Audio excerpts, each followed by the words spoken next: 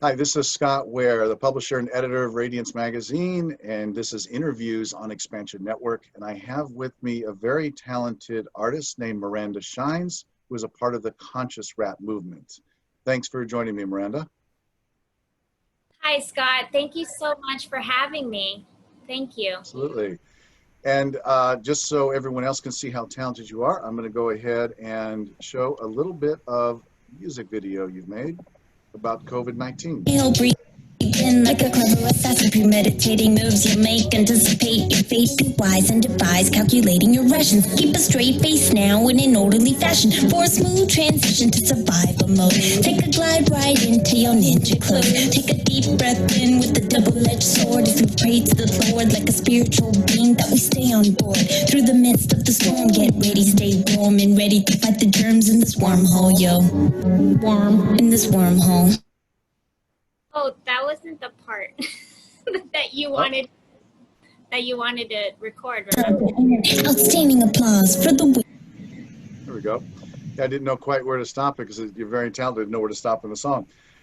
So this is part of the conscious rap movement. And what is the difference between that and non-conscious movement? Well, as a conscious rap artist, what I do is I deliver and dice up syllables, and I deliver messages of truth and light to those who seek inspiration and motivation. I speak from my experiences, my trials and my tribulations, and I try to relate with other people in hopes to help others. Well, and judging from your lyrics, and I've read some, and also from your life story, you seem like a very old soul. You've had quite a life story in this life alone. You want to talk about that, and actually the result of that is I believe you're writing about that. Yes. So I'm in the mentality right now of writing my book, an autobiography, as you will.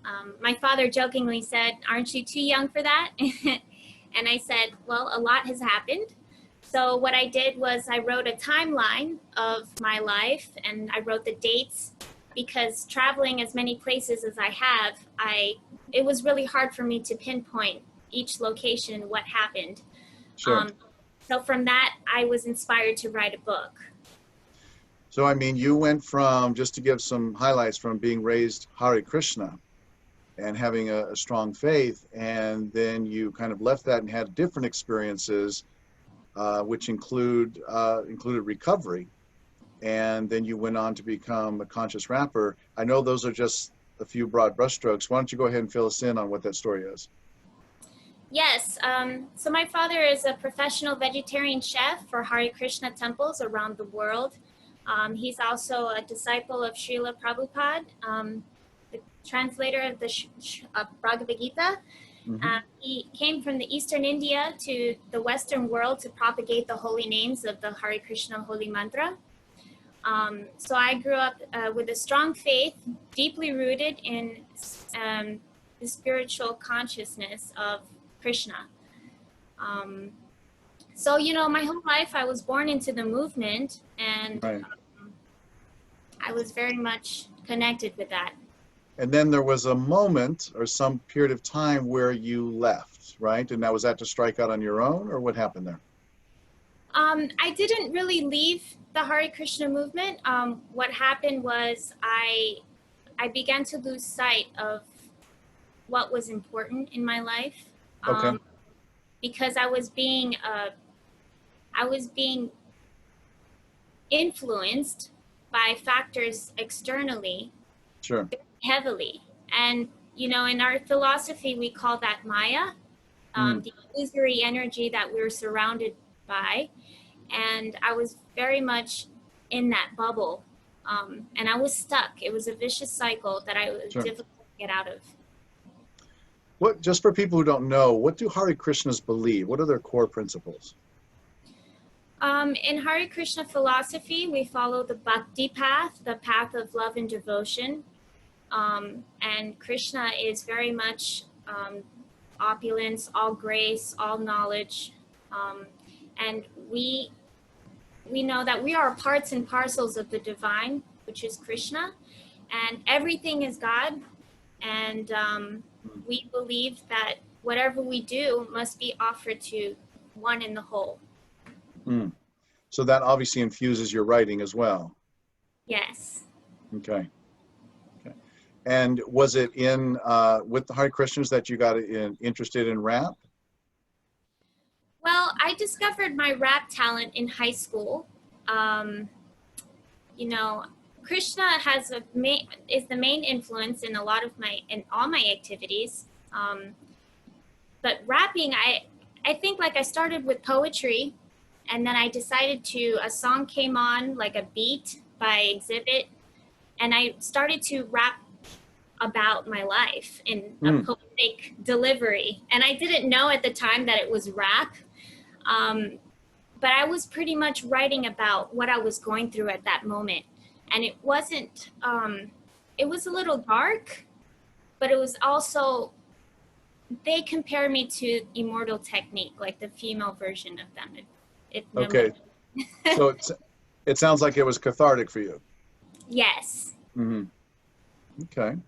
And you know, when you mentioned Krishna a moment ago, when you mentioned Krishna as God, is that the same as when someone else says God or spirit, do you think? Yes. Krishna is everything, eternal, timeless. So it's the same as your spirit. He's localized in everyone's spirit soul and seated in everyone's heart. So when I think of Krishna, I think about what's in here, and I'm guided by that. Beautiful. Now, you also have some other talents that you use, and that includes a dragon staff. Can you talk about that? Yes. I picked up learning how to spin the dragon staff last year. I'm sorry, not last year, 2 years ago. At a party, I learned a couple tricks within a couple of hours, and my friend told me, you have to pick one up. So I invested in one, and then I performed at a New Year's party, and I said I could be really good at this. So what dragon staff spinning is for me is being one with the element of fire. A lot of people are afraid of fire. What is it to be one with it and to dance and to be a unified thing with an element is an amazing experience for me. And also in the galactic calendar, in the Skanda yoga movement that I'm studying, I am a fire element. Ah, so it's a match, okay. Yes. So to speak. And when you're spinning the dragon staff, learning how to do it, at some point I guess you say, okay, now it's time for me to light both ends on fire. Is that right? Yes, that's my ultimate goal. So, you know, we could spin and learn. It's very much similar to Tai Chi. And then when we light it on fire, that's the ultimate experience. Well, no, I saw a video of you where you were working with the fire. Yes. Yeah. Okay. So you do that on the regular. Okay. Yes. Okay. Initially, you practice without fire, though. Right. And then okay. So it sounds like it's a spiritual experience. What is that for you? It sounds like it's deeper than just for show. Well, every time I spin the dragon staff, I feel connected and grounded with Gaia or Mother Earth, because it's an element that I'm utilizing in my creativity. It's another outlet for me to perform and to show an expression. And I'm an artist. I create. That's my job, and I want to do that for the rest of my life. So when I discovered dragon staff as another way for me to express that ability, I felt very connected and very much with myself. You said the Hare Krishna philosophy is about bhakti, is about love and devotion. And I believe you also you're a yoga teacher in that you exhibit it that way as well. Is that right? Correct. So as a yoga teacher, yoga means union with the divine. And that's also what my bindi represents. You know, I want to be in union with God all the time. You know, because I understand that once my foundation in spirituality is constructed and like fortified, then all my activities will be fortified. I just have to make sure that that is, you know, very, very In much place.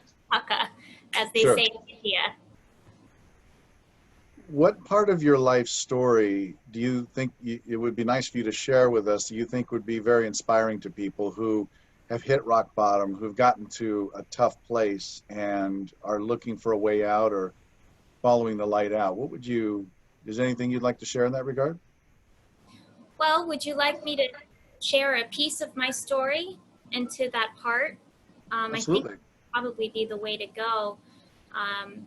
When I was 16 years old, I was in school, and you know, they asked me to go to the principal's office, and then I was escorted to a white van outside the school, and my siblings were in there, and they drove us six hours down to Miami, and they put us in foster care.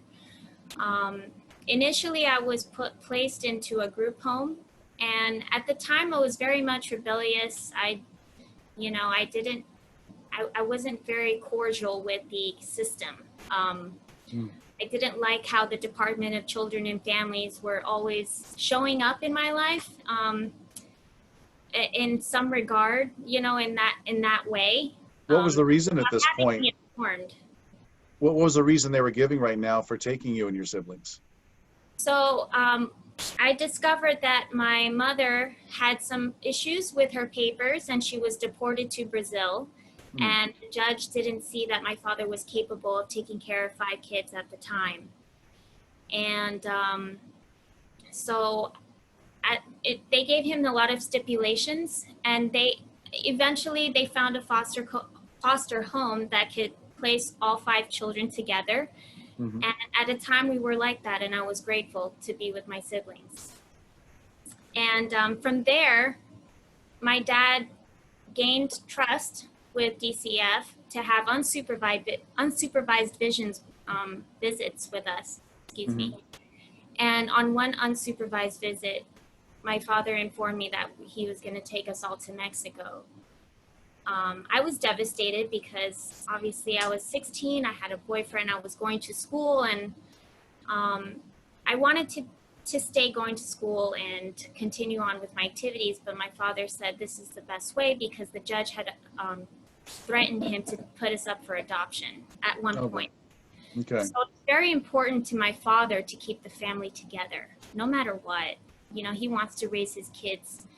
And so we went to Mexico, and I was there for 3 months. I called my boyfriend at the time, and I told him what happened.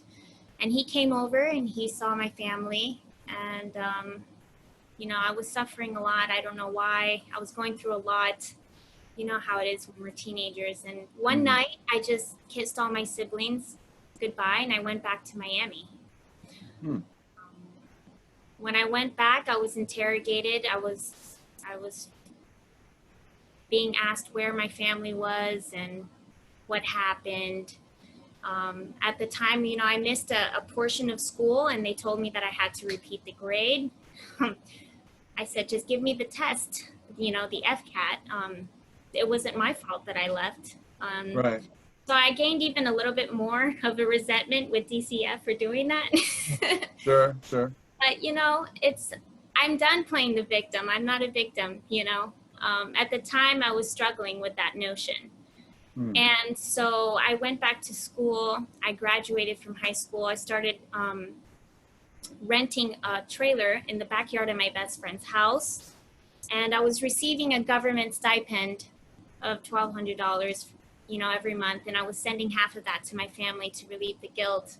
I didn't know how to cope at that time, and I started to just also experience a lot of freedom, you know, because I wasn't tied down to the responsibility of having to help take care of my siblings, which I've done, you know, like pretty much my entire life. There's a huge gap between me and the rest of my siblings. You know, I'm 30 years old right now, and my oldest brother is 21.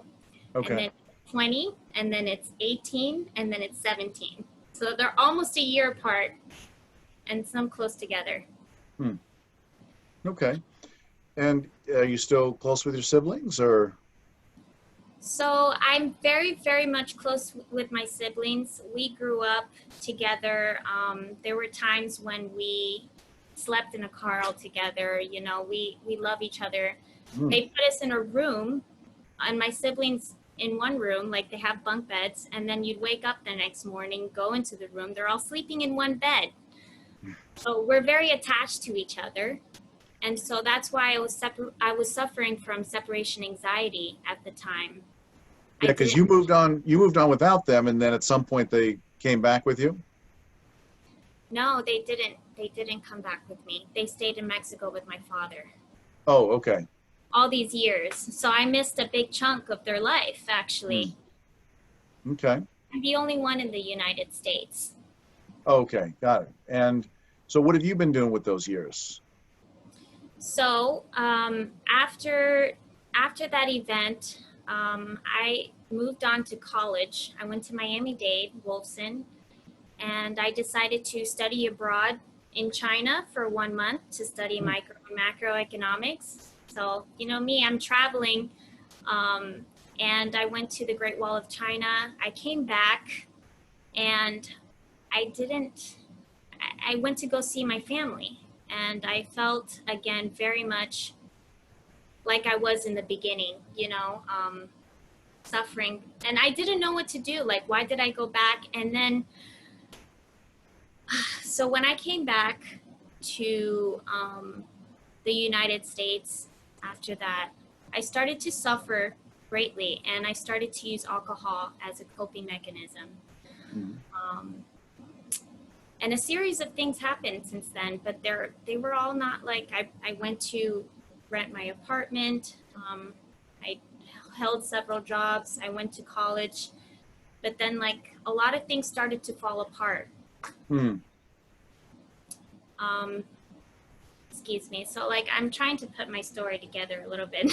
No, that's okay. But I mean, it sounds like you had all these challenges that in hindsight, I mean, do you see, at the time they weren't pleasant at all, but in hindsight, do you see how they led to delivering you to right where you are now? Do you feel that way? Like it was meant to be? Yes, I definitely had to go through every single one of those experiences in order for me to be the person I am today. At one point, I was suffering so much that I tried to save myself by myself, which is not the solution. I told myself, okay, I had an opportunity to go to India. So I went to India and I lived there for 1 month. And I experienced the enlightenment, and I experienced falling in love in India, and I fell in love with a person, and I regained my connections and my faith, and I started to be very diligent in that. But when I came back to the United States, I started to rap. I started to go to the performances, and I started to pick up on steam with that. But it didn't last very long because I fell back into that cycle, that vicious cycle. I can't do it by myself, you know? At this point, I decided to live in Canada. So I moved to Canada because the person I fell in love with in India was half Canadian, half Brazilian, and he lives there. So I went there, and his father is a marijuana radicalist, and he made structured water, and he sold marijuana baked goods. And so at one festival, he had everything set up, and I went there to help them. And the authorities came by during the festival, and they checked everyone's credentials, and they checked mine, and they said, they recognized that I wasn't a resident, and they said, well, are you working for them? Because I think that's illegal. And I said, I'm not working, I'm just helping them. That wasn't enough. So what they did was they handcuffed me, and they put me in the van, and they transferred me to the border. At the border, I was in a room with 3 double-sided panels. I didn't know who was watching me. They served me very fancy food. I'm like, wow, this is Canada. And then I was, the next day I was transported to the border. So from there, you know, I stayed with a spiritual family sister who lived in Seattle for about a week. And my spiritual uncle that my family is very close friends with lives in Hawaii. He bought me a ticket, and I went to Hawaii, and I got lost for 3 years, you know, and it's, you know, in that mentality. Well, let me ask you, when you were in those challenging times, what was your lifeline, or what were your lifelines that ultimately pulled you out? My lifelines. You know, at the time, it was my relationship. Until that no longer served me at the end. We broke up, and I was in a hotel in Reno, place that I don't know at all. And he kind of left me there with a black bag full of all my things. And I was completely devastated. We had gotten to a fight, and that was it. It was very toxic. Sure. And I was, you know, at that moment in time, I was sick and tired of being sick and tired. And I was just like drained, broken, devastated, and I had nothing, nowhere else to go. So I think at this point, I was kind of praying, you know, I'm like, what am I going to do? I was kind of going through my options, and somehow, some way, I came back to Miami. You know, a stranger called a friend that I don't know how I did it. It was all divine. You manifested it. I manifested it, and I was traveling for 4 to 5 days on Greyhound because I didn't have an ID to travel back or fly back. And I got to Miami, and I stayed with my friend for a couple days. And I went to the temple where I had managed my first trip to India. I was living in the temple. And I know my family, so I felt very much at home there. And from there, I went through my recovery process where I found, you know. So you'd hit rock bottom, basically. Yes. Very much so, physically, mentally. And I can really see in how you're describing it, just I don't know, you feel broken, and it just enables you to just surrender and just seek help from the universe, from Krishna. Is that right? Yes. You know, at that point, I had tried everything in my power to kind of maintain myself and to some kind of point where I can, you know, survive. And at one point I broke, and I decided I can't do this anymore, and I had to surrender completely. That was the only way out. That's right. Very good. At what point did you decide you're no longer a victim? Because the way that I see the world, life is perspective, right? And everything that ever happened to me, I didn't see it then, but we see it as we grow, and everything that has happened to me can be useful, can be made useful. Sure. And so with that being said, I have nothing to regret. You know, there is no regret.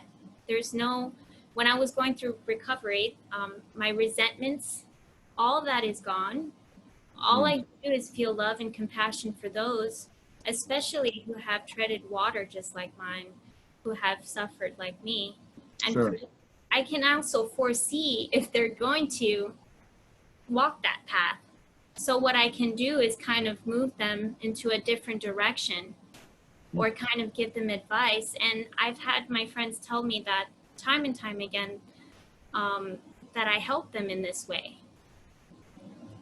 So you're a practitioner of sorts, or a guide? I'm a healer. There you go. Okay.